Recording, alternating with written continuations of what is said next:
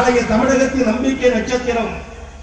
சட்டப்பேரவையினுடைய எங்கள் குரல் எதிரொலிக்கப்படவில்லை என்றாலும் சட்டமன்றத்தை உருவாக்குவது மக்கள் மன்றம்.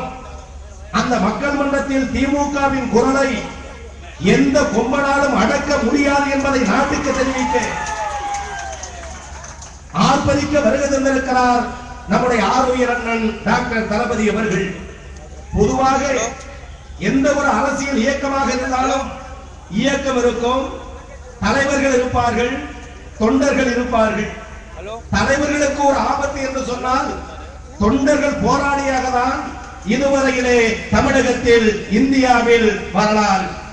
அது தேசிய இயக்கமாக இருந்தாலும், பொது உடைமை இயக்கமாக இருந்தாலும், திராவிட இயக்கமாக இருந்தாலும் தலைவர்களுக்காக போராடிய தொண்டர்களை தமிழ்நாடு கண்டிருக்கிறது, இந்தியா கண்டிருக்கிறது.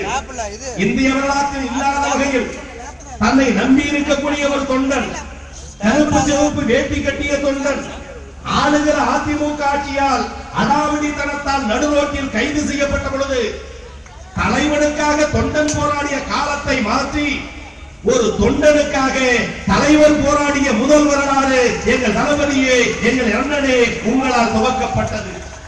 திராவிட முன்னேற்ற கழகம் ஆளுகிற பொறுப்பில் இல்லை, அதிகாரத்தில் இல்லை, கோட்டையில் இல்லை, கொத்தளத்தில் இல்லை, எதிரே உட்கார்ந்திருக்கிற அன்பு தளபதியினுடைய கட்டளை ஏற்று கடமையிட பணியாற்றுகிற கழக தோழர்கள் ஆனாலும் எங்கள் தலைவர்கள் ஆனாலும் ஆட்சி இல்லை என்ற காரணத்தால், அதிகாரம் இல்லை என்ற காரணத்தால் வேட்டியை மாத்தி கட்டி இருக்கிறோமா, கொடியை மாத்தி பிடித்திருக்கிறோமா, லட்சியத்தை மாத்தி இருக்கிறோமா, எண்ணத்தை மாற்றி இருக்கிறோமா? வெளிப்படையாக சொல்ல வேண்டுமானால் எண்ணத்தை மாற்றாமல், சின்னத்தை மாற்றாமல், தலைவனை மாற்றாமல், தத்துவத்தை மாற்றாமல் பிச்சைக்காரனாக வாழ்ந்தாலும் திமுக கட்சிக்காரனாக வாழுவதை பெருமையாக கருதுகிற தொண்டர் தளபதி வருகை வந்திருக்கிறார். தமிழகமே உற்று பார்க்கிறது. என்ன பேசுவார், என்ன கருத்துக்களை சொல்லுவார், பேச வேண்டிய இடத்தில் பேச விடாமல் அடித்து விட்டோம். மக்கள் மத்தியில் என்ன உரையாற்றுவார் என்று காத்திருக்கிறார்கள். எங்கள் அண்ணனே, கழக தோழர்கள் மீது ஆயிரம் ஆயிரம் அடக்குமுறை பொய் வழக்குகள் வந்தாலும் உங்கள் தலைமையிலே தூள் தூளாக்க தமிழகத்திலே திராவிட முன்னேற்ற கழகம் காத்திருக்கிறது. பெரியார் வழியில், அண்ணாவின் வழியில் அயராது நடக்கிறார் அன்பு தலைவர் கலைஞர் அவர்கள். அகவை 88 என்றாலும் 28 வயது இளைஞரை போல உழைக்கிற ஒரே தலைவர் உலகத்தில் டாக்டர் கலைஞர் மட்டும்தான். தந்தை பெரியார் பார்க்காத வழக்குகளா, அறிஞர் அண்ணா பார்க்காத வழக்குகளா, தலைவர் கலைஞர் பார்க்காத வழக்குகளா?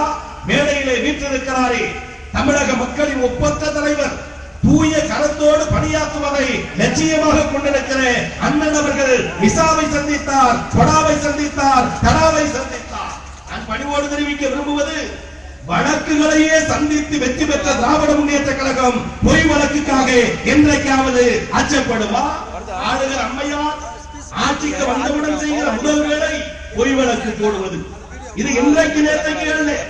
ஆட்சி பொறுப்பேற்றவுடன் எம்ஜிஆருக்கு உதவியாளராக இருந்த முத்து மீது வழக்கு போட்டார், கஞ்சா வழக்கு.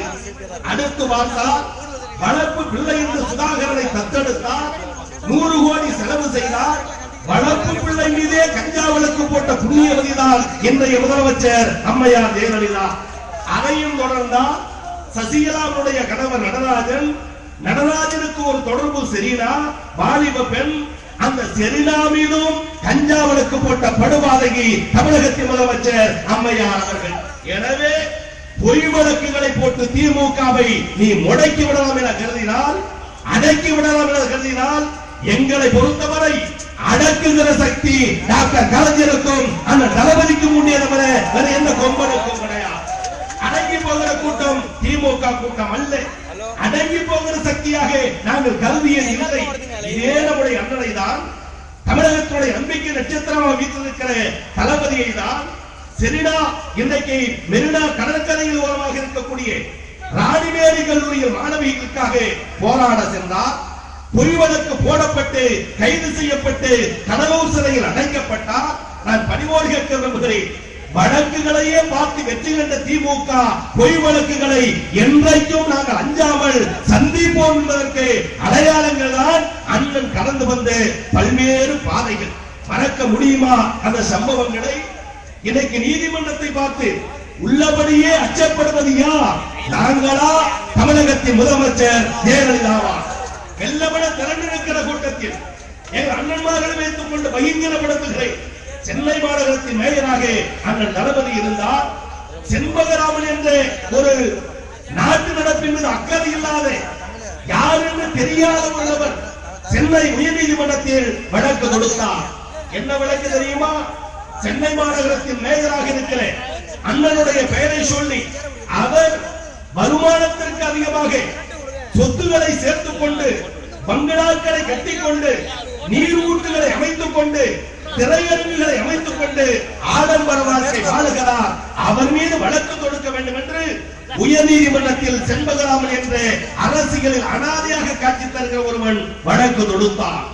அண்ணன் தளபதி சுற்றுப் பிரயாணத்தில் இருந்தார். பத்திரிகைகள் செய்தி படித்தார். சுற்றுப் பிரயாணம் முடிந்துவிட்டு சென்னை வந்தார். உயர்நீதிமன்றத்திற்கு வந்தார். தானாகவே நீதிமன்றத்தில் வந்து நீதிபதிக்கு முன்னால் நின்று அண்ணன் தளபதி வாக்குமூலம் வந்தார். என்ன வாக்குமூலம் தெரியுமா?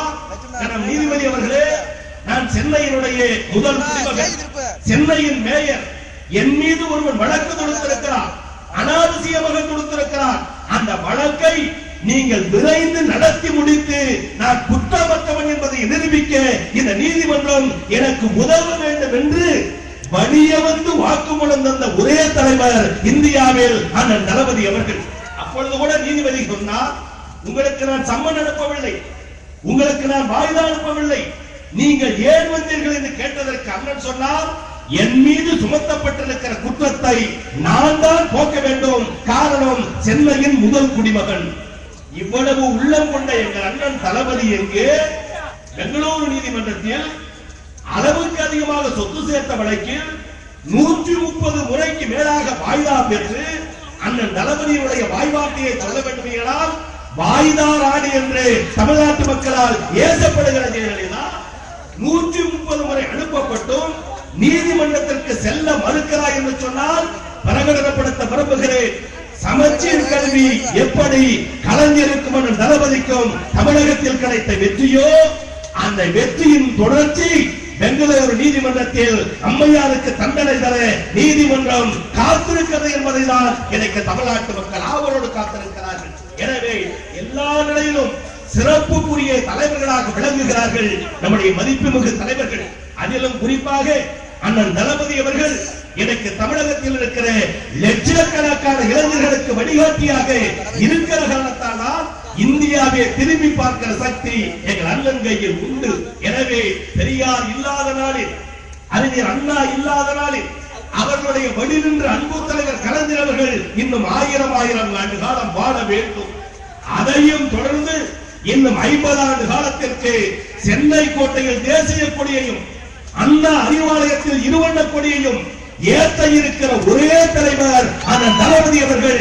எழுச்சி வரை ஆற்ற வேண்டும், கடமையாற்றுவோம், களமளிப்போம் என்று சொல்லி அருமையான வாய்ப்பை எனக்கு வழங்கிய தலைமை பொறுப்பேற்றிருக்கிற சோழமண்டல தளபதிக்கும், விழாவை எழுச்சியோடு உருவாக்கி காட்டியிருக்கிற மாவட்ட கழகத்தின் மகத்தான செயலாளர் மத்திய இணையமைச்சர் மாண்புமிகு அமைச்சர் அவர்களுக்கும், என்றைக்கும் என்னுடைய அரசியல் முகவரியாக வருகிற எங்கள் ஆருயிர் அண்ணன் அண்ணன் தளபதி அவர்களுக்கும் 1000 முறை நன்றி பாராட்டி என் கருத்துரையை நிறைவு செய்கிறேன். நன்றி, வணக்கம்.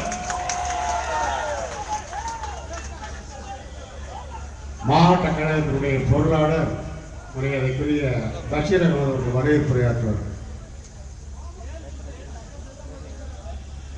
எழுச்சியுடன் நடைபெற்றுக் கொண்டிருக்கும் கழகத்தின் மாபெரும் பொதுக்கூட்டத்தின் தலைவர், மாண்புமிகு முன்னாள் கூட்டுறவுத்துறை அமைச்சர், கழகத்தின் உயர்நிலை செயற்திட்டக்குழு உறுப்பினர் அண்ணன் அவர்களே, நடைபெற்றுக் கொண்டிருக்கும் அடக்குமுறை அராஜக ஆட்சியை எதிர்த்து எழுச்சியுரையாற்ற வருகின்றிருக்கும் கழகத்தின் பொருளாளர் நாளைய தமிழகம் தளபதி அவர்களே, வருக வருக என வரவேற்றுக் கொள்கிறோம். நிகழ்ச்சியில் முன்னிலை பொறுப்பேற்று அமர்ந்திருக்கும் மாவட்ட கழகத்தின் மாவட்ட கழக செயலாளர் மாண்புமிகு மத்திய அமைச்சர் அண்ணன் அவர்களை வருக வருக என வரவேற்கிறோம். முன்னாள் அமைச்சர் நகர கழக செயலாளர் அவர்களையும் வருக வருக என வரவேற்கிறோம். முன்னாள் பால்வளத்துறை அமைச்சர் அண்ணன் அவர்களையும் வருக வருக என வரவேற்கிறோம். புதுக்கோட்டை மாவட்ட கழக செயலாளர் அண்ணன் அவர்களையும் வருக வருக என வரவேற்கிறோம். கழகத்தின் செயற்குழு உறுப்பினர்கள், ஒன்றிய கழக செயலாளர்கள், நகர கழக செயலாளர்கள், பொதுக்குழு உறுப்பினர்கள், அணி அமைப்பாளர்கள், பேரூர் கழக செயலாளர்கள், கழக தோழர்கள் அனைவரையும் மாவட்ட கழகத்தின் சார்பில் வருக வருக என வரவேற்று விடைபெறுகிறேன். நன்றி, வணக்கம். மாவட்ட இளைஞரணி அமைப்பாளர் டி.கே. நீலகாந்த். சரியாக 8 மணிக்கு மேடை தளபதி அவர்களிடத்தில் ஒப்படைக்கப்படும். யார் பேசுகிறார்களோ, யார் பேசிக் கொண்டிருக்கிறார்களோ ஒப்படைக்கப்பட்டுவிடும். அதற்கு தகுந்தாற்போல் தோழர்கள் ஒத்துழைப்பு கேட்டுக்கொள்வோம்.